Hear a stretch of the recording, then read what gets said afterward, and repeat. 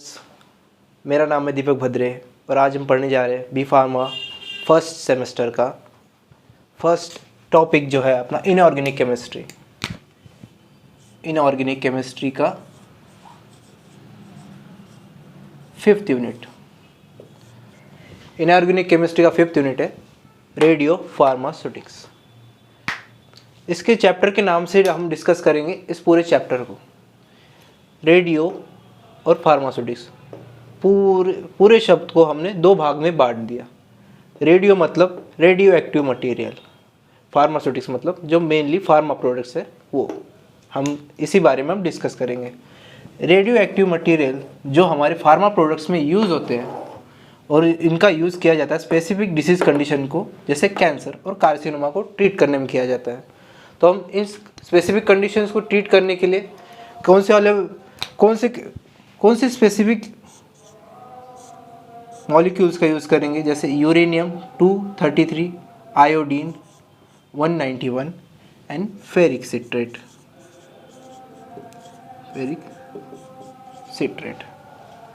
Majorly ये 3 है अपने, बट और भी है, बट हम इन्हीं 3 मेजर को हमें इस अपने सिलेबस में पढ़ना है।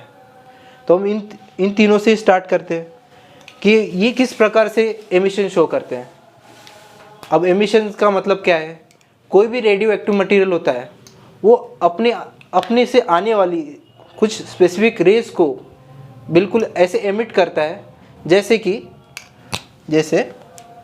कोई भी मॉलिक्यूल है या एटम है, उसके न्यूक्लियस में हो जाते हैं प्रोटॉन और न्यूट्रॉन और उसके बाहरी कक्षक में पाए जाते हैं इलेक्ट्रॉन। ठीक है, अब ये बाहरी कक्षक वाले इलेक्ट्रॉन है इससे दूर है, तो ये इस प्रकार से एमिशन शो करेंगे जैसे कोई रेज हो। जैसे सूर्य का प्रकाश हम तक आ रहा है रेज के थ्रू, मतलब किरणों के तरह आ रहा है, तो वैसे ही परमाणु से इलेक्ट्रॉन जैसे ही किरणों की भांति अपना एमिशन शो करते हैं, जैसे विकिरण शो करते हैं, तो इस प्रॉपर्टी को बोलते हैं एमिशन। एमिशन की प्रॉपर्टी को हम और आगे और डिस्कस करेंगे। बेसिकली हमें यही पढ़ना है, ज़्यादा कुछ डिफरेंट नहीं है। रेडियो एक्टिव मटेरियल्स में हमें इन 3 पहले चीज़ों को हम डिस्कस करेंगे। उसके बाद हम प्रोटॉन, न्यूट्रॉन और इलेक्ट्रॉन के बारे में पढ़ेंगे। उसके बाद हम अल्फ़ा, बीटा और गामा रेस के बारे में पढ़ेंगे। अल्फ़ा, बीटा, गामा रेस के बारे में हम डीपली डिस्कस करेंगे कि किस तरह से वर्क करती है और इनका एप्लीकेशन क्या है। एप्लीकेशन के बाद हम इसका मेजरमेंट भी पढ़ेंगे। अब मेजरमेंट कैसे होगा? मेजरमेंट करेंगे हम डिटेक्टर से। डिटेक्टर डिफरेंट टाइप के होते हैं, जैसे GM counter, scintillation counter etcetera, बहुत सारे हैं। तो हम बेसिकली हमारे सिलेबस में है जीएम काउंटर, जिसको हम गीगर मूलर काउंटर बोलते हैं। Geiger Muller counter, scintillation counter. हमें बस इन्हीं 2 को पढ़ना है। इन्हीं 2 को पढ़ के आपका 8 नंबर का क्वेश्चन पूरी तरह से क्लियर हो जाएगा। और पूरी तरह से कवर अप हो जाने के बाद जब मैं आपको इसके बारे में डिटेल पढ़ाऊँगा, डिटेल पढ़ने के बाद आपके मन में कोई भी डाउट नहीं रहेगा कि सर ये कैसे वर्क करता है, इसके फंक्शंस क्या है और ये किस तरह से हमारे रेडियो फार्मास्यूटिकल्स के लिए एप्लीकेबल होएगा। हम इसके बारे में धीरे धीरे सारी चीज़ें पढ़ते हुए चलेंगे। शुरू करते हैं हम बेसिक चैप्टर। यही है हमारा कि रेडियो फार्मास्यूटिकल्स में हमें क्या पढ़ना है। अब भाई रेडियो एक्टिव है। सर मेरे माइंड में एक क्वेश्चन काफी दिनों से चल रहा है कि मैंने फार्मा फील्ड तो चॉइस कर ली फार्मेसी करने के लिए, लेकिन मुझे स्कोप क्या क्या नजर आ रहा है, मुझे बताइए प्लीज। हाँ, बड़ा बेसिक सा चैप्टर, इसके बारे में भी हम डिस्कस करेंगे, कोई दिक्कत नहीं है। ये तो हमारी फील्ड के बारे में हमको नॉलेज होना चाहिए कि फार्मा फील्ड में क्या क्या हो सकता है, क्या क्या पॉसिबिलिटीज़ है, क्या क्या अपॉर्चुनिटीज़ है, हमें इसके बारे में बेसिकली पढ़ना है। जैसे बी फार्मा है, बी फार्मा करने के बाद डिफरेंट रूट्स में आपका लाइफ स्टाइल बढ़ सकता है। जैसे इंडस्ट्रियल है, इंडस्ट्री में आप जा सकते हैं, जैसे सन फार्मा हो गया, सिप्ला हो गया, ल्यूपिन हो गया, ये डिफरेंट टाइप की कंपनीज़ है जिनके थ्रू हम इंडस्ट्री में काम करके अच्छे पैकेजेस में काम कर सकते हैं। और एक तरह से समझ लीजिए अपना टेक्निकल एजुकेशन,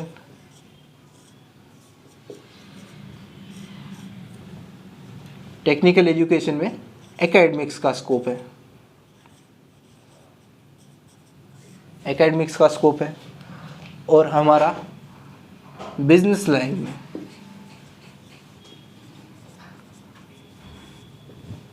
चार साल की जब आप डिग्री कंप्लीट कर लेते हैं, 4 साल की डिग्री के कंप्लीट करने के बाद आपको PCI pharmacy council of India एक ऑर्गेनाइजेशन है जो हमें बेसिकली फार्मेसी प्रैक्टिस करने के लिए हमें लाइसेंस प्रोवाइड करती है।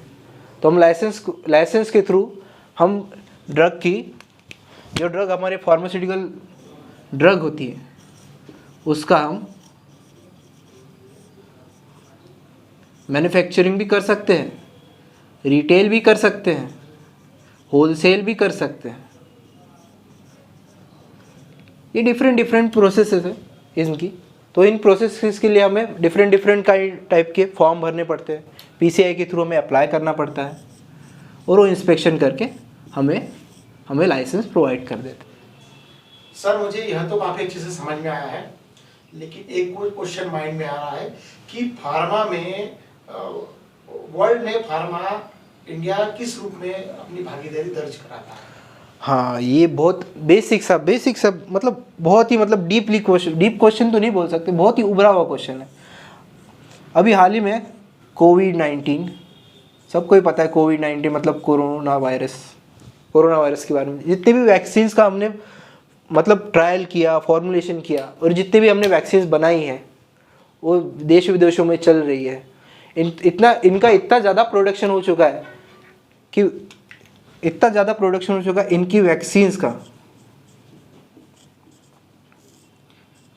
प्रोडक्शन बहुत ज़्यादा है, हाईयर लेवल। हम दूसरे देशों को भी वैक्सीन सप्लाई कर पा रहे हैं। दूसरे देशों को वैक्सीन सप्लाई करने के साथ साथ ही हम उनकी दी हुई वैक्सीन्स को भी बना रहे हैं, अपनी भी बना रहे हैं, उनकी भी बना रहे हैं। हम इतने ज़्यादा हाई लेवल पे जा चुके हैं कि पीक देखें तो सबसे हाई जा रहा है इंडिया का इकोनॉमी इन फार्मा में इंडिया का इकोनॉमी सबसे हाईएस्ट लेवल पे जा चुका है, क्योंकि हमें बहुत सारी मेडिसिन का मैन्युफैक्चरिंग भी करना है, एंटीबायोटिक्स बनानी है, वैक्सीन्स बनानी है, बहुत सारी मेडिसिन बनानी है, जैसे पैरासीटामोल है, NSAIDs, बहुत सारी कैटेगरी की हमारे यहाँ मैन्युफैक्चरिंग चलती है।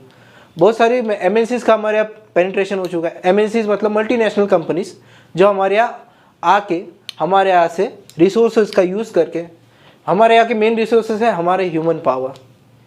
जो हमारे यहाँ के लोग हैं वो बहुत हार्ड वर्किंग है, इसलिए वो MNCs हमारे यहाँ आके हम लोगों से काम करवा के अपना मेनली फ़ायदा करवाती है। जैसे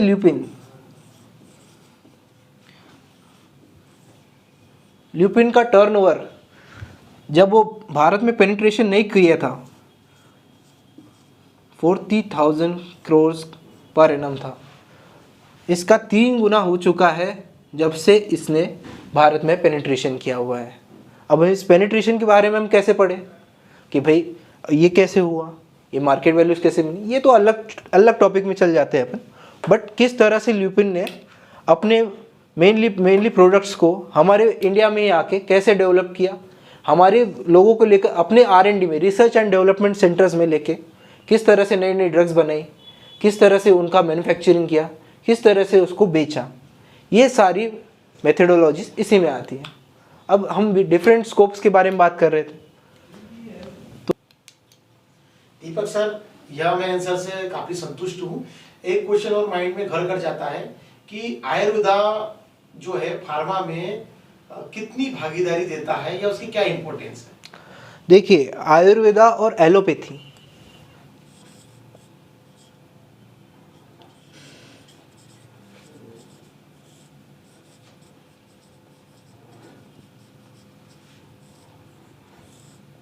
एक दूसरे से कनेक्टेड है, ऐसा समझ के हम चले तो बेटर होगा। क्योंकि जो हमारी एलोपैथी की ड्रग्स है वो मेनली आयुर्वेदा से ही निकल के आई है। जैसे हम किसी भी ड्रग के बारे में पढ़ते हैं तो उसका मेन केमिकल कंपोजिशन तो आयुर्वेदा से ही निकल के आता है। जैसे हम हल्दी के बारे में पढ़ते हैं, हल्दी का नाम क्या है? करक्यूमिन। करक्यूमिन से करक्यूमा निकलता है। करक्यूमा मेनली मॉलिक्यूल है, करक्यूमा मॉलिक्यूल है जो एंटी कैंसर ड्रग में यूज़ किया जाता है। अब इस मॉलिक्यूल को डिराइव करके, मतलब उसके डेरिवेशंस बना के, डिफरेंट केमिकल से रिएक्शन करा के उसके डेरिवेटिव्स बनाए जाते हैं और इन डेरिवेटिव्स को एलोपैथी में यूज़ किया जाता है। ऐसा समझ के चले कि समझ लो कि 10% इसका यूज़ हम एलोपैथी में करते हैं, मेनली यही है।